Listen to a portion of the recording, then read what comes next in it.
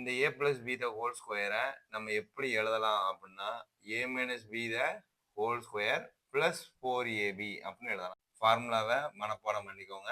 n into n plus 1 by 2. Sir எனக்கு மனப்பாடம் பண்ணலாம் முடியாது அப்படின்னா ஒரு சின்ன ஒரு இதை வச்சு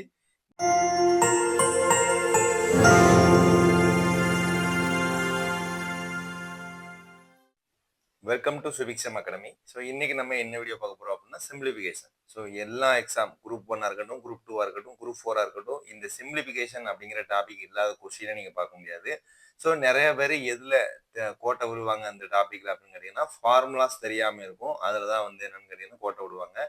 ஸோ இப்போ இந்த சிம்பிளிஃபிகேஷன் டாபிக்ல எத்தனை டைப் ஆஃப் சம்லாம் கேட்பாங்க, அதுக்கு என்னென்ன ஃபார்முலாஸ்லாம் யூஸ் ஆகும் அப்படிங்கிறத ஃபர்ஸ்ட் வீடியோவில் கொடுத்துட்டு அதுக்கப்புறம் நம்ம ஒவ்வொரு கணக்காக வந்து என்னன்னா சால்வ் பண்ணி வீடியோ போடலாம். சரி வாங்க வீடியோக்குள்ள போகலாம். ஸோ புதுசாக இருந்தீங்கன்னா நம்ம சேனலுக்கு சப்ஸ்கிரைப் பண்ணிக்கோங்க.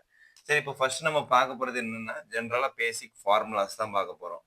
ஃபார்முலாஸ் அப்படிங்கும் பொழுது உங்களுக்கு பேசிக்காக எல்லாரும் தெரியும். ஸோ டிஎன்பிஎஸ்சி புதுசாக படிக்க வரவங்களுக்கு இந்த ஃபார்முலாஸ் அப்படிங்கிறது ரொம்ப ரொம்ப யூஸ்ஃபுல்லாக இருக்கும் அப்படின்னு நான் வந்து சொல்லியிருந்தேன். ஸோ ஃபர்ஸ்ட் ஃபார்முலா பாருங்க, a plus b the whole square. So எல்லாத்துக்குமே தெரிஞ்சதான், ஸ்கூல்ல இருந்தே நீங்கள் என்ன செஞ்சிருப்பீங்க, படிச்சிருப்பீங்க. So a plus b the whole square is equal to a square plus b square plus 2ab. The same formula again asked a minus b the whole square is equal to a square plus b square minus 2ab. சரியா? சரி, இப்போ இது ஃபார்முலாவை நம்ம வேற மாதிரி, அதாவது simplification கணக்குல ஒரு கணக்கு ஒரு வித்தியாசமா கொடுத்துருப்பான். அப்போ டைரக்டா அந்த ஃபார்முலா யூஸ் பண்ண முடியாது. அப்போ அதுக்கு எப்படி ஃபார்முலா போடுவாங்க அப்படின்னா இந்த a plus b the whole square நம்ம எப்படி எழுதலாம் அப்படின்னா a minus b the whole square plus 4ab அப்படின்னு எழுதலாம். So a minus b the whole squareக்கு இங்க ஃபார்முலா எழுதி போட்டிருக்கேன். இது கூட ஒரு 4ab கூட்டுங்களேன். ஸோ அந்த மைனஸ் 2ab பிளஸ் 4ab. அப்போ இதுல இருந்து என்ன ஆயிரும், ஒரு 2ab கேன்சல் ஆயிரும். கேன்சல் ஆயிட்டுனா உங்களுக்கு a plus b the whole square அந்த அதுக்குள்ள ஃபார்முலா கிடைச்சிடும். சரியா? So the same formula again written as a minus b the whole squareக்கு ஃபார்முலா என்ன அப்படின்னா a plus b the whole square ரைட்டா மைனஸ் 4ab. ஏன் மைனஸ் 4ab போட்டோம், இங்க பிளஸ் 2ab இருக்கு, மைனஸ் 4ab, அப்போ மைனஸ் 2ab வந்துடும், இந்த ஃபார்முலா வந்துடும். சரியா? ஸோ இப்படிலாம் நீங்க என்ன செய்யணும் அப்படின்னா ஒரு ஃபார்முலா எடுத்துட்டீங்கன்னா என்னென்ன மாதிரிலாம் போடலாம் அப்படிங்கிறத தெரிஞ்சு வச்சுக்கிட்டீங்கன்னா தான் உங்களுக்கு கணக்கு சால்வ் பண்ணும் பொழுது குழப்பமே வராது. சரி, இப்போ நெக்ஸ்ட் ஃபார்முலா என்னன்னா a plus p the whole cube. So இந்த ஃபார்முலா கேட்டோம்னா இதுக்கு என்னன்னா இதே மாதிரி தான் போட போறோம்.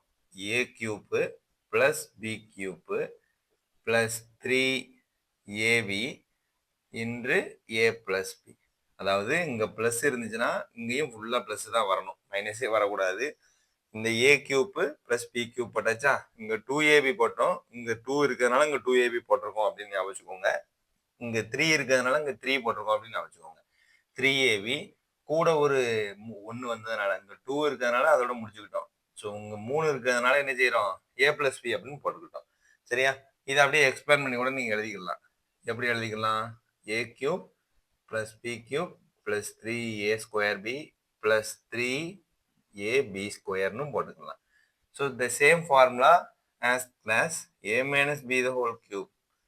So இப்படி கேட்கும் பொழுது a cube minus b cube minus 3ab உள்ள a minus b போட்டுக்கிட வேண்டியதா. ஸோ போட்டுக்கிட்டீங்கன்னா இதை எக்ஸ்பேண்ட் பண்ணி எழுதும்போது உங்களுக்கு என்ன கிடைக்கும், a cube minus b cube minus 3a square b plus 3ab square. ஏன் பிளஸ் வந்துச்சுன்னா மைனஸ் மைனஸும் பிளஸ் ஆயிரும். சரியா? ஸோ இந்த ஃபார்முலாஸ்லாம் நீங்க வந்து சும்மா விளாட்டு போக்கல் நினைப்பீங்க, பட் சிம்பிளிஃபிகேஷன் சம் சால்வ் பண்ணும்பொழுது ரொம்ப ரொம்ப முக்கியமான இந்த ஃபார்முலாஸ் ப்ளே பண்ணும். ரைட்டா? அதனால நல்லா கவனிச்சுக்கோங்க. ஸோ நெக்ஸ்ட் கணக்குல நெக்ஸ்ட் ஃபார்முலா என்னன்னா a cube plus b cube.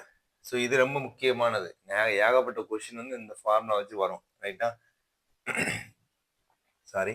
So a cube plus b cube இப்படி வந்துச்சு அப்படின்னா என்ன செய்யணும்னா இங்க என்ன கொடுத்துருக்கான், a பிளஸ் b, அந்த a பிளஸ் b அப்படியே அங்க எடுத்து எழுதிடணும்.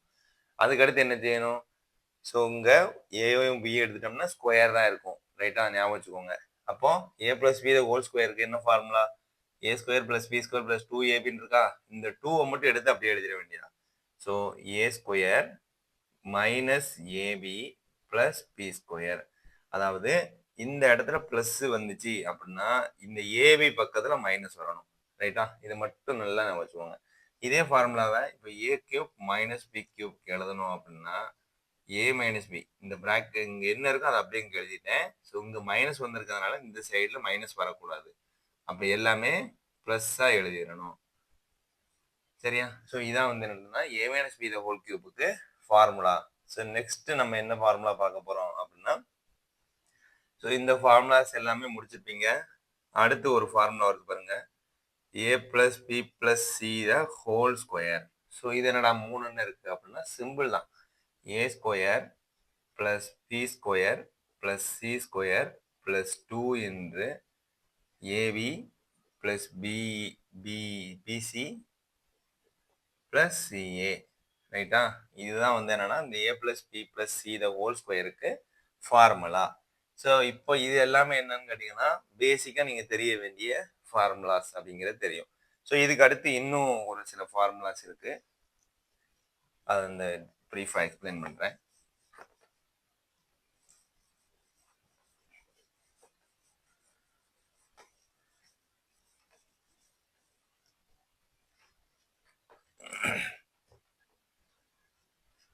ஸோ நெக்ஸ்ட் பாருங்க, நெக்ஸ்ட் ஃபார்முலா பார்க்க போறது என்னன்னா series. So 1 plus 2 plus 3 plus அப்படியே போயிட்டு n டேர்ம்ஸ் அப்படின்னு கொடுத்துருவாங்க. ஸோ இந்த மாதிரி ஒரு இது வரும். அதுக்கப்புறம் 1 square plus 2 square plus 3 square plus அப்படியே அப் டு n ஸ்கொயர். இதுக்கு ஒரு ஃபார்முலா இருக்கும். 1 cube plus 2 cube plus 3 cube plus அப்படியே போட்டோம்னா n கியூப் அப்படின்னு வரும். இப்போ இதுக்கு என்னென்ன ஃபார்முலாஸ் அப்படிங்கிறத நீங்க கம்பல்சரி தெரிஞ்சுக்கணும். தெரிஞ்சா மட்டும்தான் என்ன செய்ய முடியும்.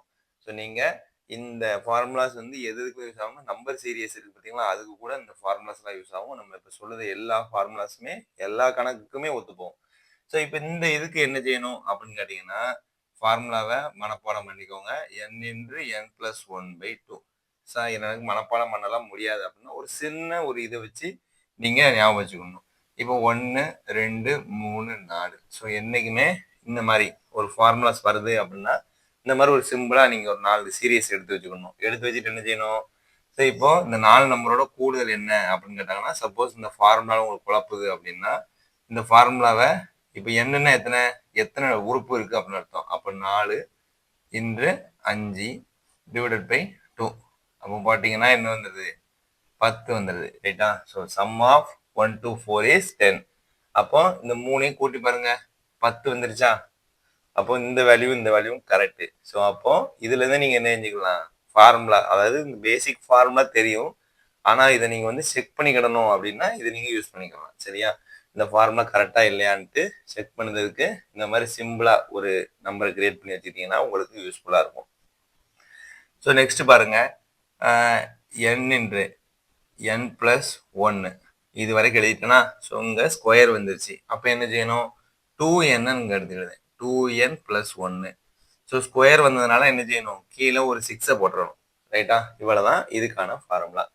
ஸோ இப்போ ஃபார்முலா வெரிஃபை பண்ணிடலாம். 1 square plus 2 square plus 3 square. நம்ம ரொம்பலாம் போக வேண்டாம். சரியா? 3 வச்சு வெரிஃபை பண்ணி பார்த்துக்கலாம். ஸோ இப்போ 3 நம்பர் இருக்கு, அதனால நான் என்ன 3 எடுத்துக்கிட்டேன். 3 plus 1 4000. So 3 into 2 6, 6 plus 1 7000 divided by 6 போடுதேன். இங்கே 2000, இங்கே 2000. ஸோ 14 தான் எனக்கு ஆன்சர் வரணும். போட்டு பார்ப்போமா? So 1 square 1, 2 square 4, 9 square 3 square 9 கூட்டினீங்கன்னா 14. So RHS equal to LHS formula is correct. சரியா? ஸோ நெக்ஸ்ட் பாருங்க, 1 cube plus 2 cube plus 3 cube plus அப்படியே n கியூப் வரைக்கும் வருது அப்படின்னா அதுக்கு என்ன ஃபார்முலானா இந்த இருக்கு இல்லையா, இந்த ஃபார்முலாவை அப்படியே இங்கே எழுதிக்கிட வேண்டியதான். ஸோ n இன்று n பிளஸ் 1/2 போட்டுட்டு இதுக்கு ஒரு ஹோல் ஸ்கொயரை போட்டு விட்டுற வேண்டியதான். ஸோ போட்டு விட்டோம் அப்படின்னு கேட்டிங்கன்னா உங்களுக்கு என்ன ஆயிரும், இந்த ஃபார்முலாக்கு ஆன்சர் கிடைச்சிடும். சரியா? ஸோ இப்போ எக்ஸ்பிளைன் பண்ணி பார்த்துக்கலாம். 1 cube 2 cube 3 cube. So total number of இது வந்து எவ்வளவு, n இஸ் ஈக்குவல் டு 3. அப்போ 3 போட்டுட்டு 3 பிளஸ் 1 4000 டிவைடட் பை 2 போட்டு ஹோல் ஸ்கொயர் போடுங்க. இங்கே 2000. So 6 square 36. 36 வருது. இதை பார்த்துடலாமா? 1 கியூப் 1, 2 கியூப் 8, 3 கியூப் 27. ஸோ 36. அவ்வளவுதான். அப்ப RHS equal to LHS. So இப்போ இது வந்து சிம்பிளிஃபிகேஷன்ல ரொம்ப மேஜரா ரோல் பண்ணக்கூடிய ஃபார்முலா. அதுக்கப்புறம் நமக்கு யூனிட் டிஜிட் அப்படின்னு ஒரு கான்செப்ட் இருக்கு. அதுக்கப்புறம் இன்னொரு கான்செப்ட் என்னன்னா ஏபிஜிபி அப்படின்னு கான்செப்ட் இருக்கு. சரியா? இது எல்லாம் சேர்த்து தொகுத்து நீங்க படிச்சிட்டீங்க அப்படின்னு கேட்டீங்கன்னா உங்களுக்கு என்ன ஆயிரும், இந்த சிம்பிளிஃபிகேஷன்ங்கிற டாபிக்ல வேற எந்த டவுட்டுமே உங்களுக்கு வராது. சரியா? சரி, வாங்க அடுத்த வீடியோல நம்ம யூனிட் டிஜிட் அப்படிங்கிறத பார்த்துடலாம்.